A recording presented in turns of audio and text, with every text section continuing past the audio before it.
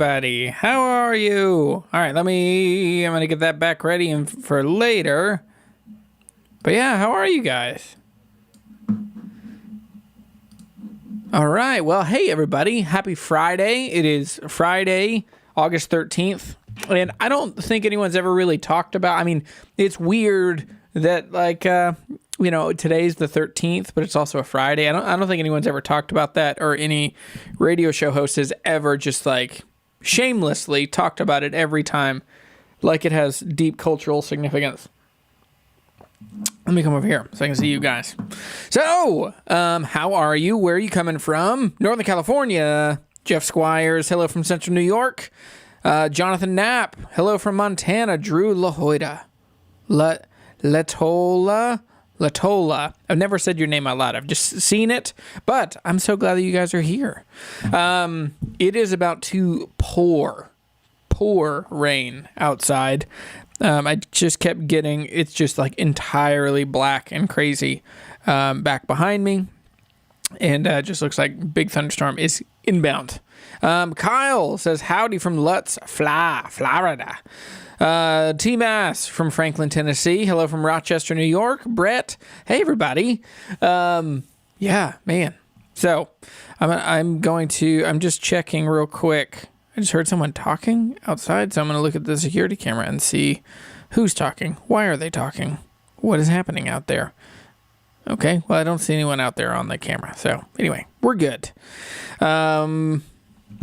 Yes, if you don't know, which I need to actually close the loop, because I just jumped into doing all the studio, and I'm now basically done for the most part. I think I'm settled to where I think I can get everything kind of everything is working now, and I'm using the space all the time. And so now I haven't jumped back into explaining, like, hey, here's what I'm doing, and here's all the things that I use. But one of the things that is the most helpful is my security camera. So, like, yeah, you're not going to be able to see it because I'm using a manual lens. But it's there's like a video of me. So I'm using a cool vintage lens, but I had to set the focus. So if I get closer, it's not going to zoom because it's just a fixed focus. But anyway, there's a really cool, it's one of the Wise cameras, which they're really cool. They're not that expensive. They're $40-$50. They're also open source. So anyway. All right. Well, I'm glad that you all are here, and I'm excited. Today is really cool. There's a bunch of really cool stuff because I got sent a ton of emails and stuff. So if you sent me an email in the last hour or so, I ran out. Yeah, there's a couple in here that aren't going to make it. I'm sorry. But I added as many as I could. And so we'll jump in here in a second. But before we do that, let's come over here. I need to do some announcements. There's some really exciting stuff coming in the guitar hunting world. And yeah, just so I'm going to, let me see, can I do this one? Oh, I think if I do this, I might regret it. Okay, I'm not going to do it. Okay, so let me transition this. Okay, so my announcements. You can't see me right now, but I'll just talk for a minute. So number one, I need a new camera. And this isn't like, I'll turn it back off and I'll talk about the camera. This isn't like I really want a new camera. I really need a new guitar. This isn't like I just need it. But I have two cameras that I use. One I bought years ago just so that I could do professional, great YouTube videos. It has been a faithful friend through the years. If you care about cameras, it's a Canon 6D Mark II. And it's been a great camera for me. It has done so much of what I need to do, and it's worked really well. But it is starting to ruin my life in a couple ways. So somewhere along the way, I've used this camera every day, probably 5 days a week, 6 days a week, because when I'm not making YouTube videos, I'm still using the same camera to take videos and pictures of my family. So anyway, so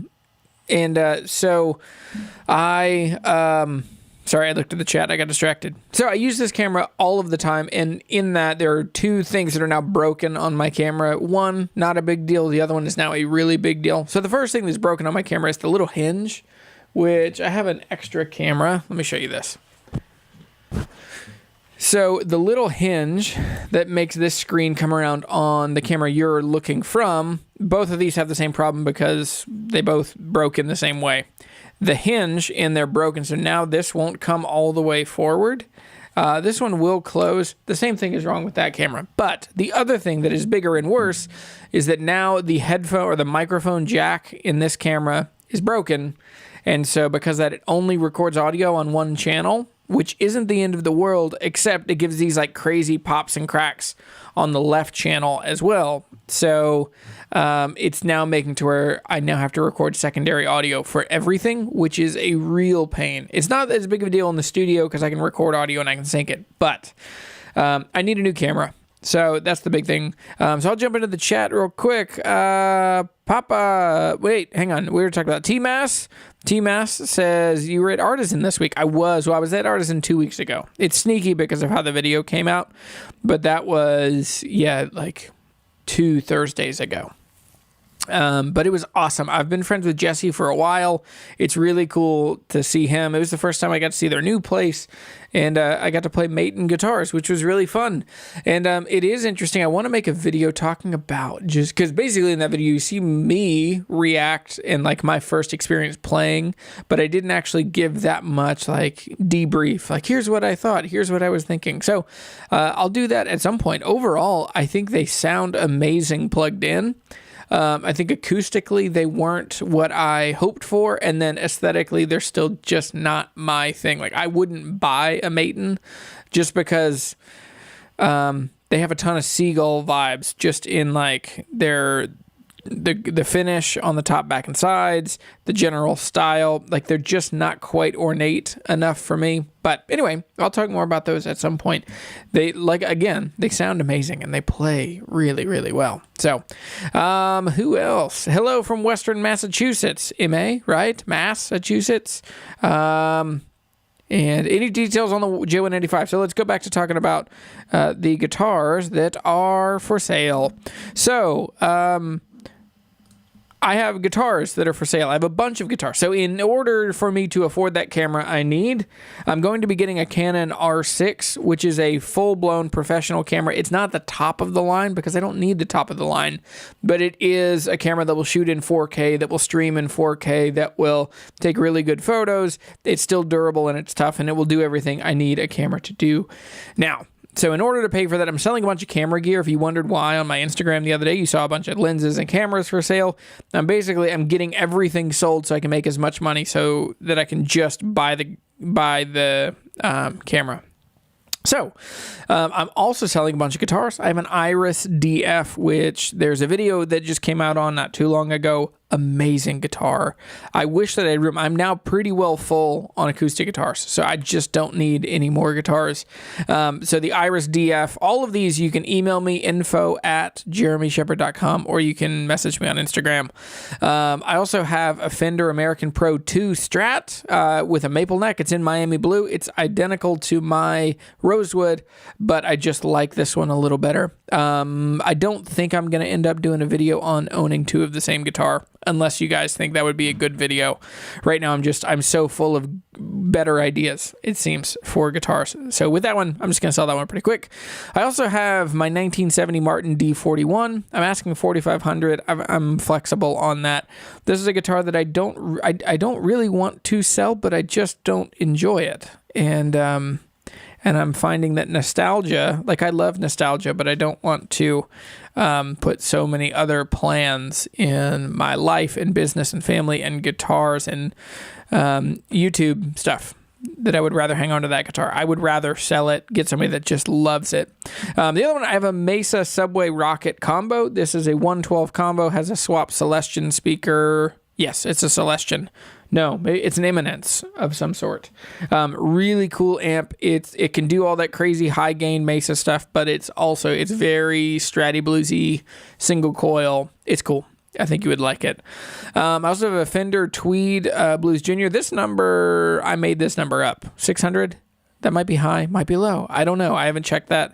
I was under the gun. I also have a Gibson J185. This is from the early 2000s. Very cool. There will be a video on this coming out next week.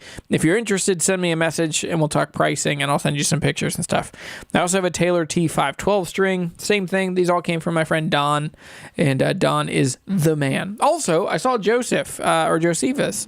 Joe, you're in the you're in the chat here. I have Joe's D18 or D28E coming in. No, is it a D28 or D18E? I forget. I don't remember. But that will be here today. So let me turn these back off. And welcome back. Those are the announcements. So I'll check in with the chat, and then we'll start reviewing your gear. Hello. I mean, hello from Western Ma. And hey, everyone. Danny, Mark from South Africa. That's awesome. Thanks for joining. What time is it in South Africa right now? Joe, it's a D28. Okay. So I've got a friend coming to check it out. I'll let you know as soon as I know something. James says, try a Maton Messiah. It's the flagship model and the most expensive non-custom. The Maton's answer to a D28. Not as good as a D28, though. Okay, that's interesting. So I'm headed back. I'll be back in Nashville here in the next couple months. So I'm going to go check it out. Yes. So, okay. What else? I think that's it. So, with all that said, let's rage. Let's get into some guitars. There's some freaking cool stuff. I just kind of put this thing together. I wanted to do it without actually thinking too much, one of those actions. So I tried to do it without thinking too much about these. So let me get this over and slot. And all right, so now I have to move over here. Ba-bow. Okay, so the first one up is Noah Bergman's just show-stopping super reverb and a non-reverse Firebird. So this is, I looked at this one a little bit because I love my favorite amp. If I could have any amp that I never had to move and never had to do anything to, it would be a super reverb. I love 410s. I love the way 10-inch speakers sound. I think 60 watts. This is a 60-watt amp, right? Is a very, very usable amp. Has a ton of headroom. It also just fills a room really well. I think it's the size of the cabinet, the 410s, the open back. This is a really cool one. This is a 66. So a couple of years ago, I had a proper 65. Now, my 65 had a basket, the grill cloth had been changed to a Mesa style. It was very weird, but it's a really, really great sounding amp. And then now with this is a 2015 Gibson non-reverse Firebird. This is an incredibly cool guitar. Firebird pickups are really unique. They don't sound like mini humbuckers. They don't sound like P90s. They're just their own thing. And I like the non-reverse. The non-reverse, what's funny, when I see the non-reverse, I feel like, oh man, this is very similar in shape to a Novo. What's the new Novo shape that they did? I forget. I can't ever remember the Novo body shapes. But that video went up today. I went to Novo 2 weeks ago as well. Really fun. But this is a very cool setup, and I think that this setup is just rock and roll. It's a cool, gainy pickup into a good kind of clean overdriven amp. This thing would Johnny Winter hard. So, there's the rain. I can hear it. Yeah, so I'm a big fan of this setup. I like this a lot. For what it's worth, I'll give some numbers. So for me, this is a setup that I would love, but I don't think I would arrive at this setup right away. I've never owned a Firebird. I would love to. That's a good goal to work out. But yeah, I think the non-reverse is cool. It's unusual because normally you're thinking the reverse, they feel more like an Explorer kind of shape, like a rounded off Explorer, but very cool. I'm going to give this one, this is a strong first one. So I'm going to give this an 8.8, just really cool, really good. All right. So now is my buddy, Matt. Matt, you're in Scotland, right? I think Matt McFarlane is in Scotland. So Matt found a 1970s Terrata. So this is a Japanese-made, Gibson-style guitar. I can guarantee that this is laminate back and sides. I can almost guarantee that this is a laminate top. It might be a solid top. This would be in the same quality as Alvarez from that same period, the big kind of crown headstock Alvarez. very cool. I love the bridge on this. I love the pickguard. It reminds me of my first guitar. My first guitar was a Global Classical. Sounded terrible. Looked cool. This one too, I think because the dove was such an important, the dove and the hummingbird were so critically important to the folk movement of the 1960s, they just captured that style and mojo of guitars from that same period, that by the time you started getting affordable import guitars, the ones that they wanted, that kids were buying, were the ones that looked like doves, hummingbirds, those cool, funky, folky guitars, J200s as well. So this is a very cool guitar. I bet, if I had to bet, I bet the action is a little high, and it probably sounds a little thin, a little thumpy, but for mojo and look, this thing pegs it out. It's very cool. This is a guitar that I definitely would be interested in. It's not totally my style. I wouldn't buy it to keep, but I think it's a very, very cool guitar. And especially live in Scotland, if you live in a place where you don't see as many guitars, this is ultimately American looking, ultimately 1960s folk looking. So very cool. I'm going to give this one, just because it's not my thing, I'm going to give this one a 7.2. Oh my goodness. There's a big crack of lightning or thunder just then. Oh boy. Okay. Well, anyway. So Matt McFarlane also has one of my favorite, like my most common, when someone asks me, I want to learn how to play acoustic guitar, what should I buy? I almost always say, I think you should get a Fender CD140. This is a really great guitar, brand new. Well, they're probably not this anymore. They're probably $300 now. For a long time, they were $249. They came with a gig bag. They come with a Fishman pickup. It's a really good sounding and playing guitar. If you are a beginner and you're trying to figure out what guitar you should get for you, the things you should value, you should not value tone first. You should put, sorry, excuse me. You should put, number one, the most important thing a guitar has to be for you is playable and fun. I would say playable and fun, and then it sounds good, because, you know, there are guitars that sound really good but are hard to play, and they're not for the faint of heart. They're not for beginners. This guitar does all three of those pretty well. They play really, really well. They sound pretty good, and then they are really fun. And they're, you know, in that price point, they will help you build the confidence and take out and play and just be out and about. So this is a very cool guitar. Alden says, that bridge was inspired by Sam Elliott's mustache. I think you're right, man. Yeah. Yeah, isn't that amp insane? I'm just getting back over to the chat. So I'll come over here. We're going to keep moving. Why are my hotkeys not working? Hang on one second.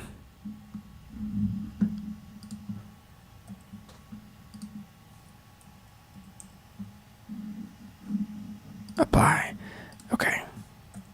All right, there we go. And the last thing that Matt has here is this really cool, this is an Ibanez, right?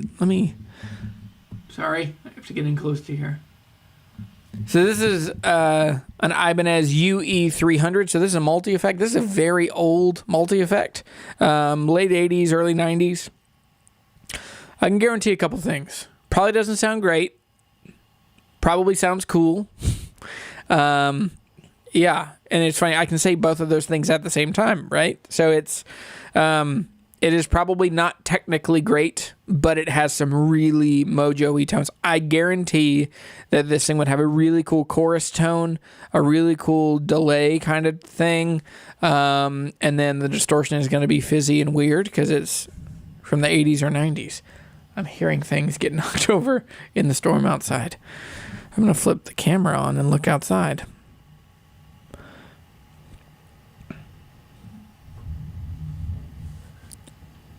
Oh, yeah. Wind's blowing. Oh, boy. I can see leaves blowing around. Anyway. Should be fine, right? Okay. I'll keep going. So, actually, did I rate these? Okay, so on the CD140, if you were a beginner, I'm going to give this guitar This is like a solid 8.5. Like, this is one of your best options. Now, things have changed. There are guitars I'm curious to try. There are a couple, especially from Guild, that I really want to try in the beginner level, so I can really kind of make good recommendations on what make good beginner acoustic guitars. But remember, they must be playable before they are before the tone and the play. Sorry, sheesh. The wheels fell off of that sentence. Acoustic guitars, if you're beginning, they must be playable. That has to be the first thing. They have to be easy to play, and then they need to sound good. So don't get those mixed up. So what did I say? 8 something on this. On this multi-effects unit, I think it's cool. It's giant, and it's meant to kind of do a bunch of things. I feel like this would be a fun studio thing. This would not be a practical thing to like play at church, play out. It's cool, but it's not quite there for me. This thing, it's very cool. I can see the place for it. I'll give it a 7.8 on this one. So, all right. So now we're going to get into some really cool stuff. I've just scooted over a little bit. This is Jansen. So, this one, this is the guitar that began a friendship between Jansen Philbin and I. He found this. He lives in Oregon. Washington State? Oregon. Yeah, sure. We'll say yes. I don't know why I'm blanking. He's probably in the chat here. Jansen. This is the one that Jansen got my phone number. This is years ago, and we became friends talking about this guitar. And so this is an 1890s. This is an 028, right? Yeah. So this is a beautiful guitar. What is so cool is it looks like it's been refinished because it's so clean. It's in the original coffin case. Man, just Jansen did such a great job finding this, and it's very, very, very cool. On the inside of it, there's like pencil where they wrote the date and whoever built it, their signatures. And so that's where it's like 1894, I think. But yeah, Jansen years ago got my number, and he texted me pictures about this, and he was looking to buy it, and he got it. I forget what he paid for it, but it's a really cool deal. So anyway, this guitar for me just maxes out the cool. It's incredibly cool. It's a great size. This is actually properly a parlor guitar. Too many people call triple O's parlor guitars or anything smaller than a dreadnought. Parlor guitars are 00 size or smaller. So they're pretty small. So this is a very small guitar, coffin case. The condition, this is just, it does not get cooler for me. So it's, for me, I'm going to go with this one. I'm going to go a hard 9.3. Like, I don't know a guitar that I would think is cooler or want to play if I walked into a room and I saw this. Hamana. Sheesh. Okay. And let me turn these off, come back over to the chat for a second. So in the chat, it's 8:16, so 8 o'clock. All right, 6 hours ahead. That's not crazy. Somebody said Collings. You show off. Brazilian Hassan Dalton 00. What's next? Collings, Bourgeois. I used to have 2 Santa Cruzes. Okay, sorry, I'm reading your sentence like backwards. Yeah. Froggy Bottom. You should look for a Froggy Bottom. Good evening from Finland. Nice to see you, and the gear reacting from you is back. Yes, sorry, I love this. We did it a couple weeks in a row, and I think we'll keep doing it because it's just really fun, and it's amazing seeing what other people find around the world. So James says, as a guitar teacher, I struggle to recommend Fender acoustics. I'm usually a fan of the $400 odd guitar Yamahas, solid top and great playability. Yes, I totally agree. And I do think the CD160 from Fender has been an outlier. Most of them are not that great. I wouldn't recommend them for most people. But yeah. So, yes. Jansen jumped in. All original and Washington State. Okay. So, yeah, sorry, my brain's not working. It's like I'm talking to a camera, listening to a thunderstorm, trying to organize, trying to be funny, and remember details of Friends. I'm sorry. So, Washington State, yeah.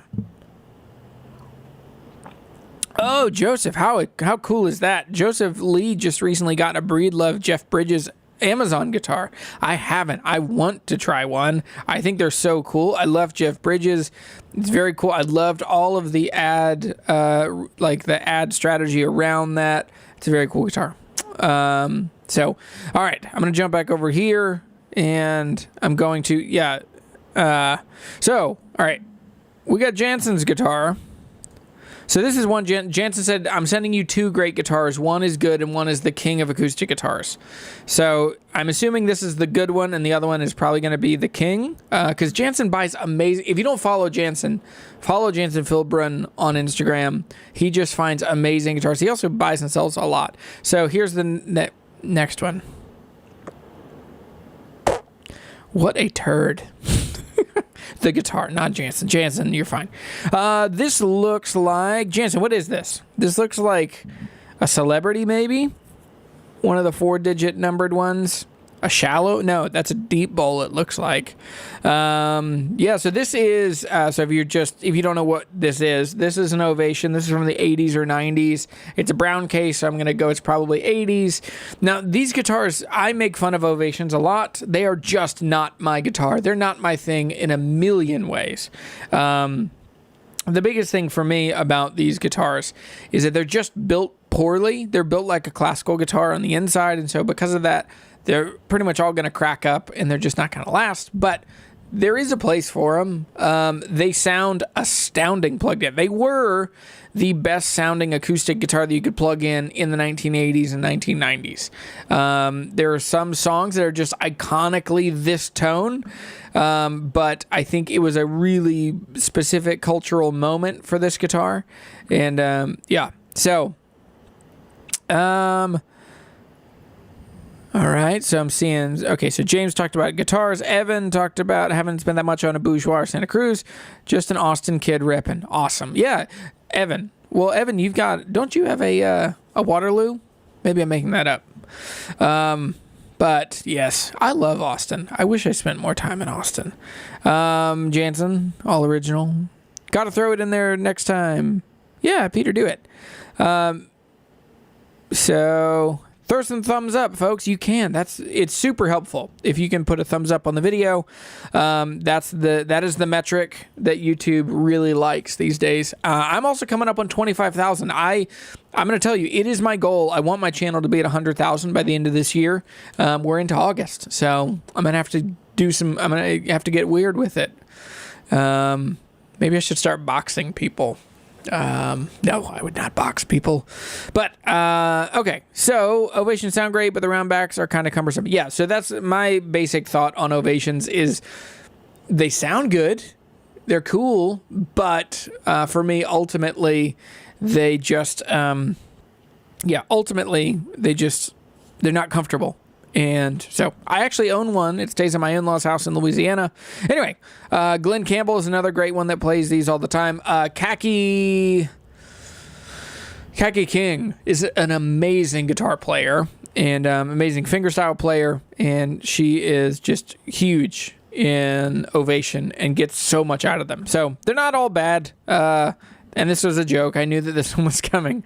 But it's just, for me, it's like, this is on a short list of guitars that just, nope, not interested in. So, all right, here's the next one. Sam Chung. This is his 2000... Oh, I need to give these numbers. Or that last one, I need to give a number. So, this beautiful Ovation, it's not actually that bad. It's not that bad looking. Doesn't look like it. And... I think he got this for a couple $100 and doubled his money or something. Like, it's cool. Lots of people like these. I would say this is like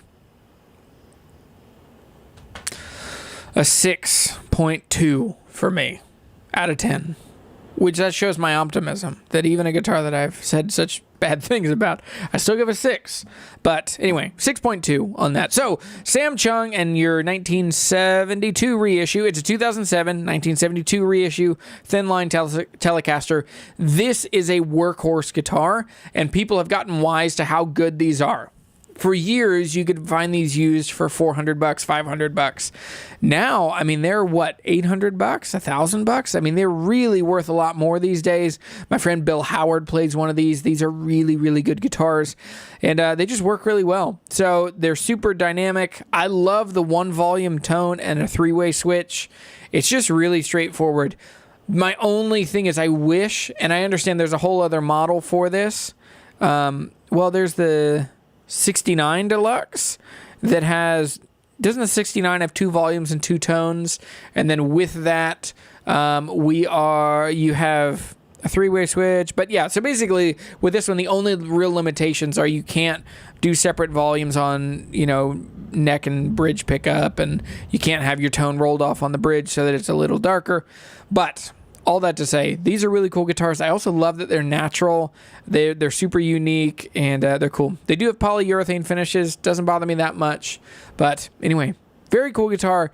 For me, if I'm looking for a guitar, like in the role of collecting guitars, this one has a heart and soul in like, this is the workhorse that will go to every show with you and do everything you need it to do, and it will just be ready and willing and eager to help. So, very cool guitar. I'm going to give this one an 8.2. So, the amp that he's running this into, Sam, this is a very cool... So, this is a champ from the early 1980s. This is a red plug, I can almost guarantee. So, these were Rivera, when he was involved with Fender in the early 80s. These kinds of amps are really starting to come up in value. So basically, this is the first wave of Fender saying, like, long after Leo Fender left, but Fender FMIC started saying, hey, we're going to start reissuing, we're going to start looking backwards a little bit and doing some cool stuff. So these are really cool. This is a champ small speaker. This would be the same kind of thing as like a Silverface, but this is getting back to a little bit more of like a black plate, mid-60s kind of thing.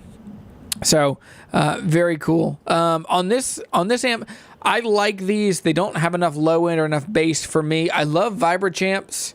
The regular champs are just a little sterile for me. They're kind of like a Geo Metro sometimes. Like, they're underpowered, but that's the most fun. You can have so much fun in a Geo Metro or a Miata, where it's like, if you're not in the car, this analogy breaks down. But it's not, in a Miata, when you are redlining that thing, when you're taking a underpowered car to the limit, it's so fun. So anyway, this is very cool. It's not totally my style. I'm still going to give it a 7.8. Very cool. Thanks, Sam. All right, countdown next. All right, I got to move. We're starting to get weird in all the layouts. Isn't this thing just beautiful? Just how cool is this? Hey, I'm going to change lenses because I'm going to have to move a bunch. So hang on. Don't freak out. You're good. You're good. You're okay. Gonna do this. I'm gonna do that. And now... Okay. So now I can move. I've got a lens with autofocus now. So this guitar is astounding and really cool. This is from Martin Zwemmer. I'm sorry. So this is a Taylor 110E. So that is a dreadnought shape. This is in their 1 series. So the 1 series is solid top, laminate back and sides.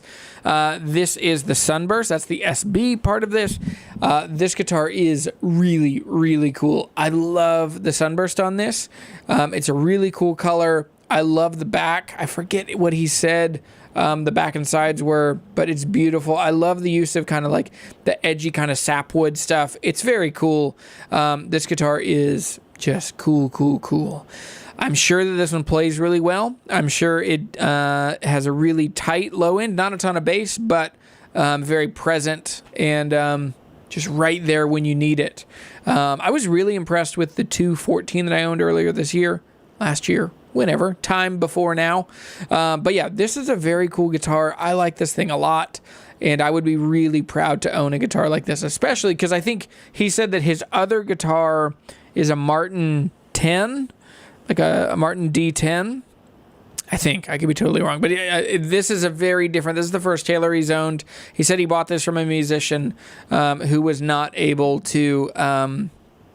because of COVID and last year not playing shows, he had to sell stuff to make money to take care of his family. So I get that. So West Coast Ray says, Jeremy, what's up, man? Have you played any of the acoustic Epiphones that are inspired by Gibson? What are your thoughts? I have, and I have my Gibson Garage videos coming out next week. my new editor is going to take a run at it and try. So, Foolish Flock. So, you can email info@jeremysheppard.com, JeremySheppard. Info is the first one. You can send that, and we'll do this again. This will become a segment that I'll do each week, or I don't know. I'm not really sure how I'm going to do this, but yeah. So it's too late to submit for today. I'm sorry, but anyway. So Justin says, I have an HG28, best sounding acoustic on the planet. How can I send you a picture of it? Same thing. info@jeremysheppard.com. And yeah, Mr. Martin, he's in here. Your other guitar is the Martin DX2E. Very cool. So the DX2 Dreadnought X Series. X Series means laminate back and sides. And what's the 2? Is the 2 like a 1 would be a solid spruce top. What's the top on a DX2E? That's a very cool guitar. I'll rate this one, and I think this is just cool. I love the pickup in this. I love the style. I love the sunburst. This is just so... And, oh, man, that headstock. I'm just noticing the headstock. This guitar is freaking cool. So I would go, like, if I'm like, getting out there starting to play shows, this thing would do most everything you need to do. Oh, man. I'd give this one an 8.4. This is a really strong contender. All right, so now we are into the very overwhelming and giant collection that is Daniel Nadeem's collection. So he is Dantendo 64, and so there was so much cool stuff in here. So we'll jump in. I kind of split it up into, I think, a couple slides. Actually, well, let me see. So there's a ukulele. We'll talk about this ukulele first. Okay, so this ukulele, this is amazing. This is a limited edition from Martin. And if you don't know, and most people don't, Martin Guitars is actually one of the absolute best builders of mandolins, of ukuleles in the world. They've made amazing ukuleles for over 100 years. Some of the most important, like the early Martin 5Ks, the Martin 3Ks, some of the most important ukuleles ever were made by Martin.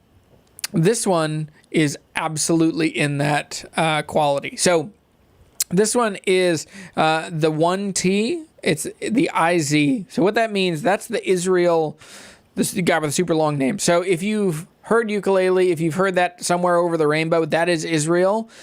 He was an amazing ukulele player. He was from Hawaii. He passed away, I guess, in the early 2000s, mid 2000s. And but this is curly mahogany, all top, back, and sides. It is beautiful. So this actually came from Sweetwater. Daniel says that it's coming today in the mail. So I'm jealous. This is a very cool ukulele. And yeah, so this for me, like for ukuleles, it gets no cooler, no better. Maybe a Kamaka. But for me, curly maple in like a 3K, a 5K, something like this. Actually, it wouldn't be a K. This is the one, the style one.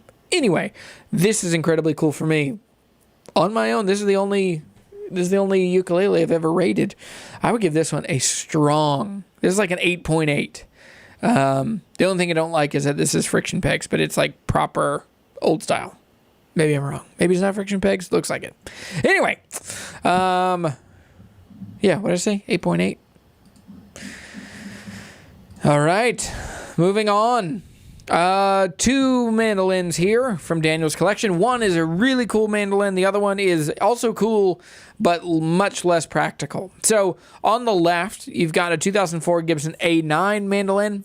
Gibson mandolins are really awesome. A-style mandolins are incredible. They do a thing that the F-styles don't. F-styles that have the scroll, they're woofy, they're loud, they're bitey, they're aggressive. A-style are much more musical, melodic, mellow. Well, I didn't mean to alliterate that hard, but here we are. They just have a real warmth about them that are really great. They're also F-style rather than A, like an A2 is a round hole. This one, F holes. Very cool. I had a Gibson A5 for a long time that I really, really liked. And so this is a great mandolin. If you're doing more folky stuff, you're not doing bluegrass stuff, Very cool. So I'll give this one like an 8.5 on the Gibson. The other one is a 1930 Stella bowlback mandolin. These are cool. They are really complicated. Very few of them play well. Usually, and you can see like the top ends up having this kind of buckle in it. And so they're cool. You can find them for nothing. And that's why most people, if you're into the bigger collections, you'll find these in thrift shops and antique shops for a little bit of nothing. But anyway, so it's fine. It's a 6.0. It's fine. So moving on into Daniel's collection, this is where some stuff that is really, really, really cool. So far left is a Taylor. This is a little Taylor. Very cool guitar. These sound good. I would still probably prefer a Martin, one of the LX1s. I would prefer over the little Martin. The Taylor GS Mini is mind-bogglingly good, and so that's what I go for on there. Top left, we've got a Cordoba. I think this is a C10. Very cool classical guitar. Really good if you're trying to get into classical. That's a great guitar. Now, moving in, there are a couple guitars in here that we have to talk about. The first one is that mahogany Taylor. Actually, I think it's a Sapelli top. So this is Sapelli top and then Sapelli back and sides, or maybe it's mahogany top, but it's very ribbony. This is the Taylor AD17e. This is the American Dream. And so let me turn this off and I'll show you. So this is kind of in the same world. So this is the Taylor AD17. So this one is a spruce top instead of mahogany, and then this one's Avoncall back and sides. But these guitars from the American Dream series are just really, really good. Taylor is trying to reinvent what it is to build guitars in the US for real musicians, and they have two models that they're doing to do that. AD27 and the AD17. Round-shouldered, Grand Pacific size, V-class bracing. These guitars are just absolutely amazingly good. And they are quintessentially Taylor sounding. So if I come down here. Oh boy. Hold on. There we go.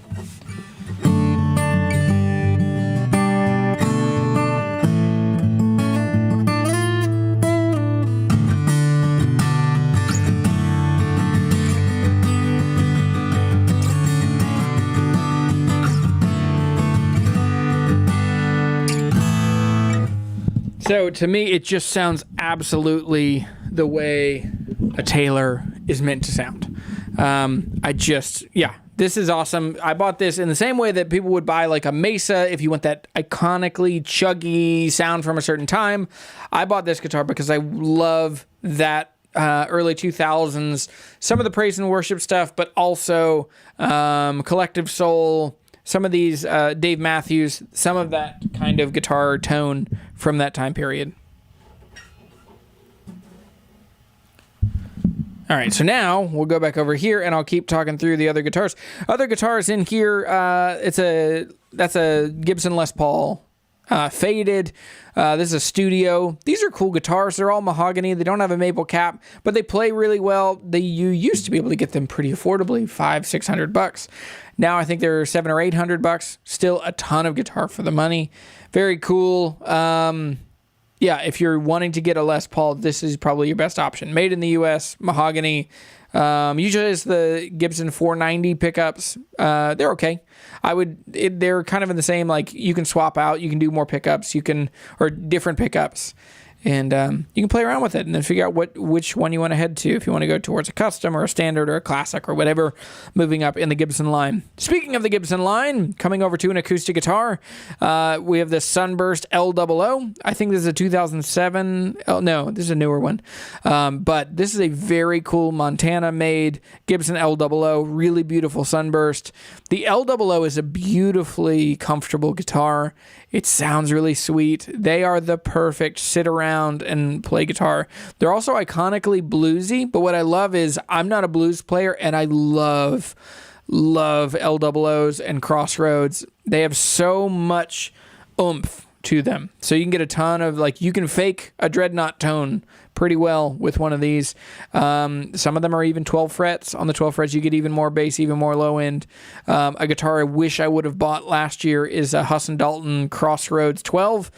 Very, very cool guitar. Now, on the far right, this is the King. This is a guitar that I haven't played yet, but I would love to play. This is a Martin D18 Modern Deluxe.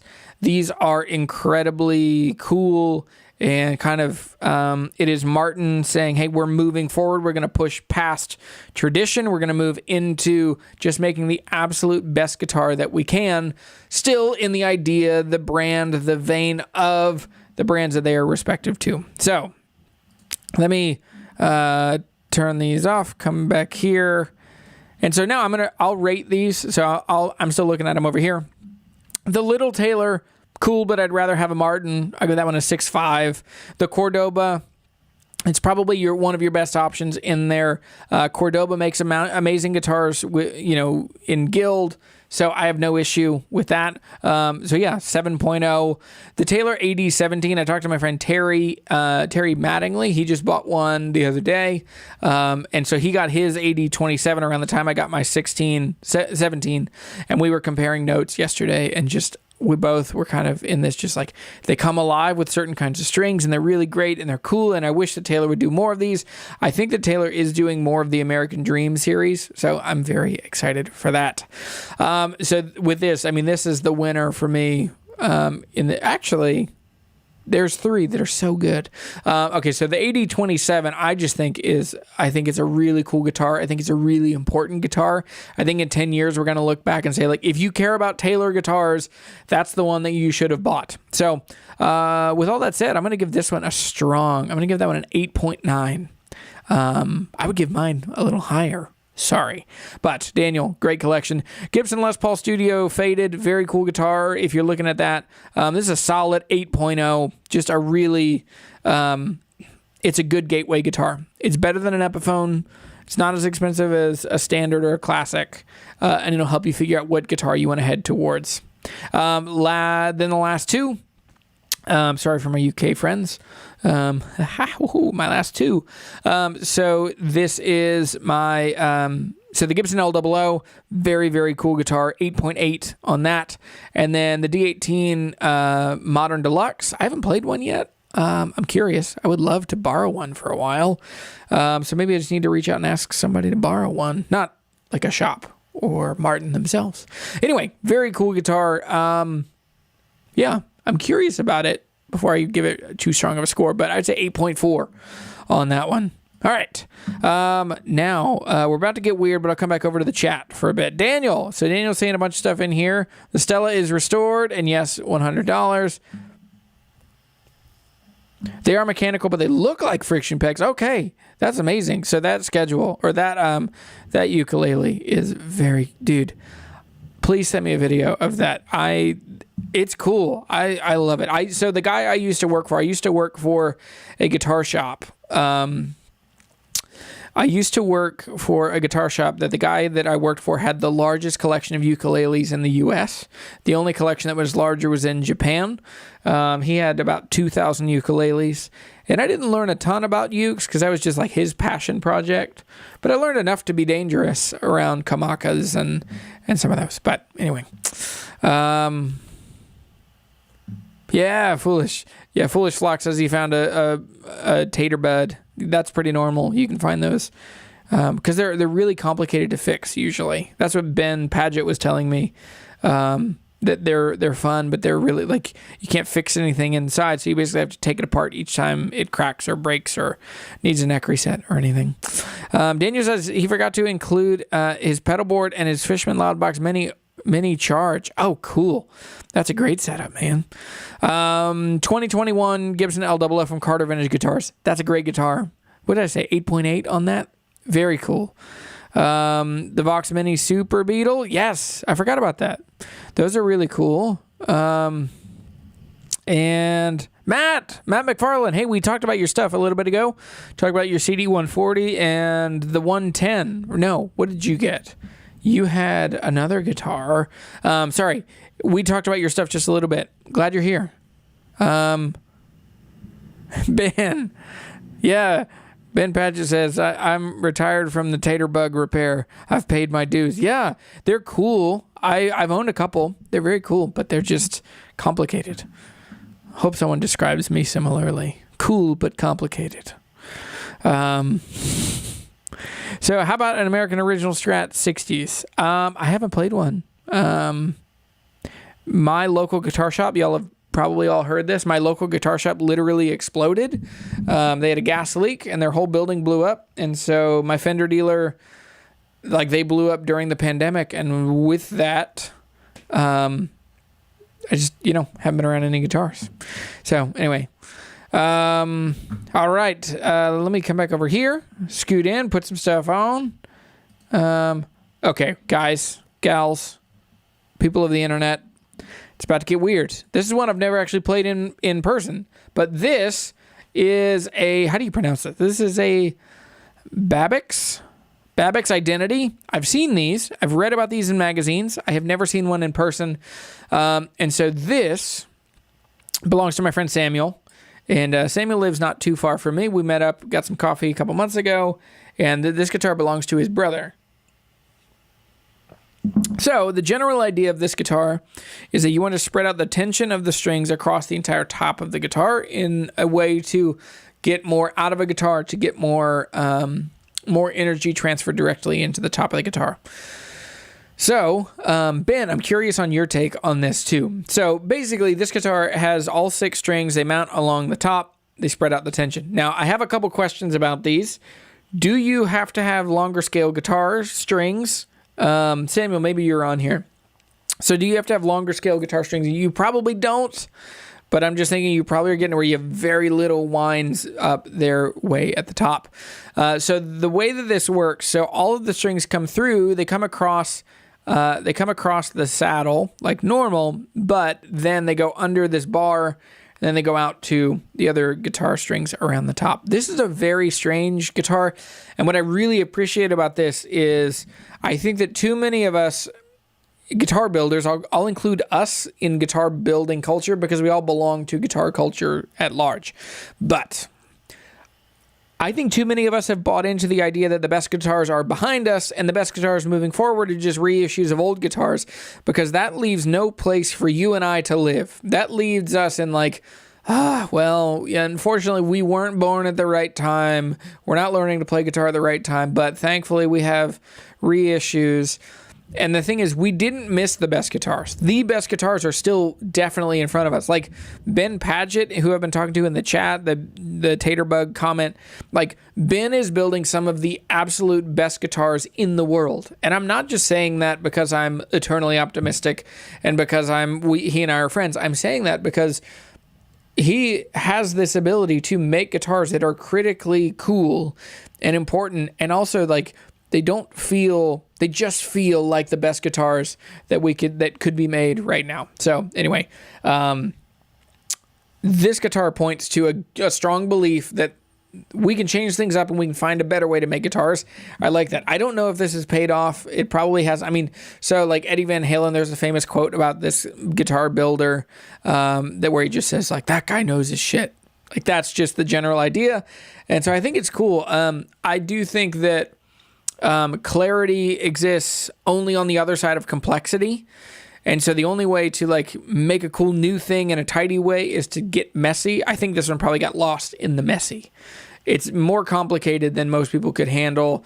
You're probably going to scratch your guitar. I mean, it's a cool idea, but I think it's probably just a little too complicated. Didn't quite make it out to a simple thought. So now we're going to jump into Ethan Watson. So this is Ethan on Instagram. He sent me these. This is a 1970 Martin D35. This is the 5th year of production because in 1965 was the launch of the D35. This is a really, really cool guitar. And I understand, so in the camera, so this is in the sunlight, so it's making it a little more yellow and a little more red in these pictures. Like over here, it's just a little more yellow than it probably is in real life. Now, I'm sure it is quite yellow because it's 1970, a very good golden color. But this thing, man, just looks super iconically great. So he got this recently. He said he got a screaming deal on it and that he is going to be... it's at his luthier, and then when it comes back. So I think it's getting a reset and all this stuff. But this thing should just be an absolute monster. Very cool guitar. This is also, I mean, this is my style of guitar. I would be really into this. So I would put this thing, this is a high 8. This is an 8.9, maybe even a 9.0 for me. Just a really, really cool guitar. If it gets set up right, if it has a good reset, the action is low, it's got a new bone saddle. Hopefully this one avoided having a rosewood bridge plate and has a maple bridge plate, and it's good and bright and punchy. But D35s have a way of capturing Neil Young, Bob Dylan. Even though Dylan didn't play, he played a 28 and a 45. It still captures that really warm kind of tone. So yeah, 8.9 on this one, just really, really cool. And then Ethan, this is the last, I think this is the last slide. This is also Ethan's, his Morgan AC20. If there is an amp that I, just money aside, I would just go and buy right now, it would be this cabinet and that amp. I just think that the Vox AC, so this is a Vox, kind of an AC circuit, but Morgans are amazingly precise and clear and clean, and they're really, really cool. This is kind of a killer setup, especially, this is a really popular amp in the church, like in loud Christian music right now. But I think this is very cool. So I would give this one, I mean, this is an 8.8 for me. It would do almost everything I need to do. Very cool. I think that's the last slide. It is. So let me come back over here to the chat. I'll turn these off, come back over to the chat. Which one got you in all those that we ran through? Taylor 110, a Fender CD140, a Gibson L00, a Modern Deluxe. Tell me which ones really got you going. And yeah. So Jeff, I think that D35 is having a neck reset right now. Ethan was telling me about it earlier today. So this is a good time too. Go ahead and hit the thumbs up if you can. That is incredibly helpful. Painless to you, really helpful to me. Yeah. So I'll jump in through the chat here.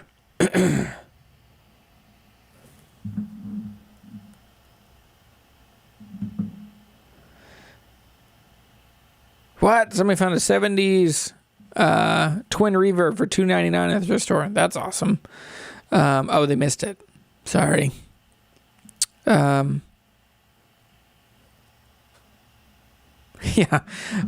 Jeff Rosa Stringworks no longer works on Potatoes bowlback mandolins because they're too hard to work on. That's true. I'm curious, like, why? Because it seems like a really complicated thing to build. Because they're like all these strips of wood along the back. But yeah, the D35 seems to win. So Ethan, you got a winner, man. Because apparently I think he said, I got this for a stupid low price. He didn't tell me what that means, but $1,000, I'm guessing. I don't know. Under 1,000 would be insane. But yeah. So Evan says, about to get into flat wounds. Ever played them? I have. They're not my thing. On bass, they're amazing. If you could do flat wounds on a bass, but on guitar, like I don't play jazz. But that's the main context I've seen them is in jazz. I did play at Stringjoy. Maybe you saw that video. At Stringjoy, they have a guitar that is all 6 plain strings, and it was a 60-something in a plain string, which was insane. It made for just such a beautiful sensation of playing. Now, with that, all those plain strings, they have all these weird semitonal overtones. And so it just is wonky and crazy and sounds like a kalimba, but it's very cool overall. Jeremy, did I get my scheduling fixed on the website? I did, and I just got an email. So this is a good way to kind of close and head out. So on my website, so a lot of people... Okay, let me start again. My YouTube channel is built on the ideas of music and friendship, that when you get the right guitar in your lap and in your arms, it will get you connected with other people, and you will start making music. And when you get the right guitar. So, and one of the biggest pain points as I have grown in just YouTube and web traffic and all of that, one of the things that has bummed me out is that people ask me questions all the time. And I remember when I built my website, I hoped and dreamed of the day that someone would go to my website and say, I'm thinking about buying this guitar. What do you think? And now I get so many of those that I just am not able to keep up. So one of the ways that I want to fix that is I now have my schedule live and synced on my website. So if you go to jeremytheguitarhunter.com/contact, or if you go to the main page, click Let's Talk, it's kind of all over the website. But you can look at my schedule and you can find a time that works for you. And I tried to price it so that it's not crazy. But you can get, and I have like a couple different options. I have the I just need some quick advice. I need some help. Like we have these little quick things. And so anyway, if you want, because what I want is to have meaningful interactions with people that are trying to find the right guitar for them. That's my favorite thing in the world. I had a call today with a guy that's from Israel. He's in Tel Aviv. And so we were able to get on a video call. He wants either a reimagined Martin D41. He's looking at, a Seth Avett D35. And so he's just trying to figure out hey, from guitar nerd to guitar nerd, can you help me find the right guitar? And so that's my favorite thing in the world. So if you go to the website, you can find time, find what works for you, and we'll do a video call. We'll get time together because it will give us a meaningful interaction rather than me feeling guilty about it and then months later sending you an email that I just blast out as fast as I can. So anyway, I love helping people find the right guitars. If that's you, let's do it. So if you want to help the channel and have no money, hit thumbs up. If you want to help the channel and have some money, go to Patreon, patreon.com/guitarhunter. You can become a patron. $3 a month gets you early access to videos. $10 a month gets you early access to videos plus some behind the scenes, and you'll get longer cuts. Like I've recently, as I'm starting to do more interview format videos, I'm starting to put out the long form where it's hey, if you want to hear and you should hear the whole conversation, go there. So anyway, yeah, so Foolish Flock says, me too. I got yelled at once by a Guitar Center employee for helping a mother pick out the right guitar for her son. Dude was like, that's my job, and etc. That's a bummer. Yeah. I used to work in a guitar shop, as I've said, a bunch, and it bummed me out because, I get it. There are times where you just feel the pressure to get the sale and have somebody buy a guitar and all this stuff. But anyway, I want to be helpful, and it is really, this is the best way I know to be helpful. So I'm also working on a live course. I'm working on a course, and I'm trying to figure out what the course should be. So tell me what is the thing that you feel the most insecure about or you need the most help with in finding the right guitar for you? Is it buying your first expensive guitar? How do you buy your first guitar above $1,000 or above, $2,000? Is it, how do you build a guitar collection? How do you know which guitars to figure out? Is it, how do I sell guitars? I want to make a course that I can sell, but also it adds way more value than it costs you. It's $27, $47, $97. I'm hooked on the 7 thing. But yeah, and then you'd get a video course and you get some other stuff. So negotiation is one of them that I see from Staley. Stolly?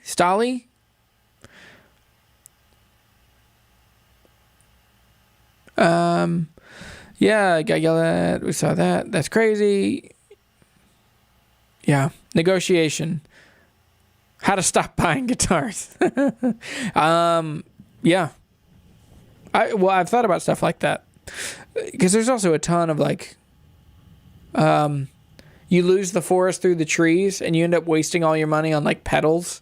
And I'm not saying the pedals are a waste of money, but I am saying that if you are trying to waste money, if you're trying to not get the coolest guitars that you can get or the right amps for you, the easiest way to do it is just be chewed up by guitar accessories and pedals and pedal boards and power supplies and cables. And, all of a sudden you're wasting a couple grand on that stuff and you're not getting your money back out of it. And then you wonder why you never get to move up in amp or get to move up in guitar. So find guitars for people outside the U.S. Yeah, that's true. That's a big one. I would love, so I'm going to start a series called Guitar Huntry in Another Country. And so I did one with JP Cormier. I'm going to do another one with my friend Shadi. Shadi lives in Cairo. And so we'll keep doing things like that. We'll keep doing, I'm trying to get Mary Spender, because I think that would be like Mary, or maybe I could get Pete. That's who I should talk to. See if I could get Pete Hanore to do it. Danish Pete. Yeah, I don't, so Pog says, I don't like the Guitar Center employee down here in North Georgia. They're dumber than pet rocks in a box. It's true. How to buy your first acoustic guitar. Yeah, how to buy your first acoustic guitar. Making sense of acoustic guitars. Making sense of electric guitars. I would love to get to where I can just pump out a bunch of these classes. And basically, they're 2 or 3 videos. They're kind of a worksheet and some kind of, not worksheet, but they're like a PDF or a lead generator kind of thing. Or, you know. Anyway. Most important things to me are guitar and amp. Everything else, I think skip down on our budget-friendly versions of. I think there's a lot of truth and a lot of wisdom in that. My other guitar patron I subscribe to. Mary? Is that what you're talking about? Dude, Mary's wonderful. I've talked to her a couple times. And we haven't been able to figure out quite how to have some carryover. But I think doing the Guitar Huntry in Another Country. How do you buy and sell guitars in the UK? How is that different than the US? What's your best tricks? If you had 24 hours to find a guitar, what would you buy? Anyway. All right. Well, this has been a great... Oh, yeah, Alden. Perfect. Well, this has been a great live show. This has been a great live show. Thanks so much for watching. Thanks for hanging out. Hit the thumbs up. That's the last time I'll say it. You guys are wonderful. Share this with your guitar playing friends. If you want me to review your guitars or gear, send me an email at info@jeremytheguitarhunter.com. If you want to get time with me to talk about guitars, if you need help, I guarantee I can help you find the right guitar faster. So thanks for watching. You guys are the best. You really are filling the world with music and friendship. Keep tagging me in posts. Keep asking me questions. You guys and gals are wonderful. Thank you. Bye.